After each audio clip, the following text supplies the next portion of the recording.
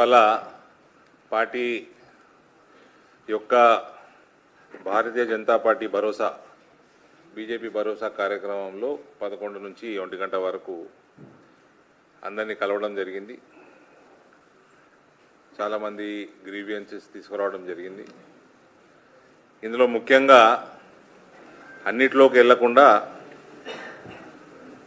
మేజర్గా దివ్యాంగులు వచ్చారు. పాపం specially challenged people they have come.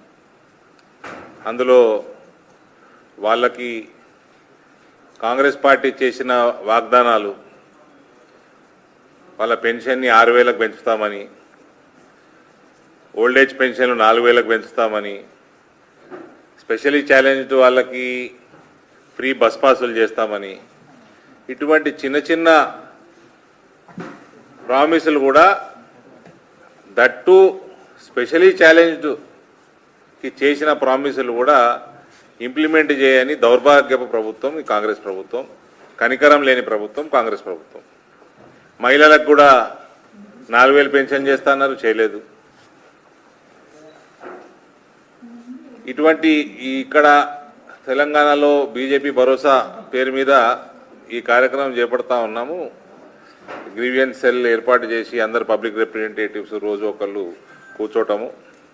ఇది కార్యక్రమం సెంట్రల్ గవర్నమెంట్లో కూడా, సెంట్రల్ పార్టీలో కూడా జరుగుతూ ఉంది. బీజేపీ సహయోగ్ పేరు మీద ఒక ప్రోగ్రెసివ్ స్టెప్ ఇది.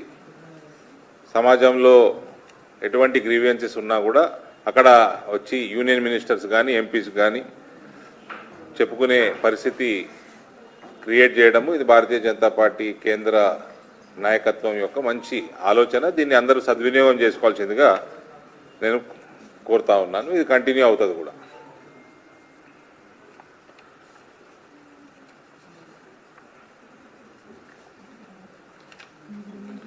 ఇటువంటి చిన్న చిన్న అంశాల మీదనే వీళ్ళకి డెసిషన్లు లేవు.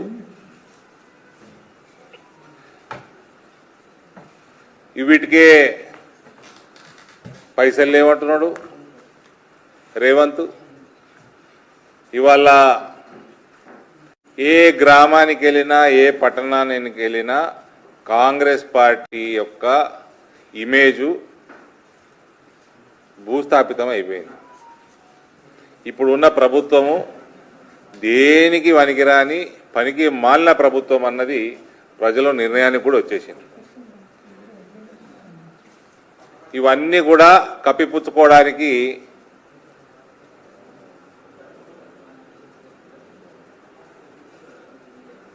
ఉత్తమ్ కుమార్ రెడ్డి ఏదో ఎజెండా పెట్టుకున్నాడు. ఇవాళ డైవర్షన్ టాక్టిక్స్. ఇందులో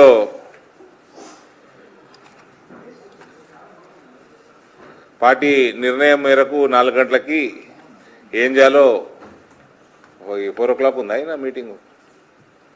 ఇంకో విషయం ఇలా గ్రీవియన్స్లో తెలిసింది ఏంటంటే, టీఎన్జిఎస్ పాపం phase 2లో ఇచ్చిన ప్లాట్లు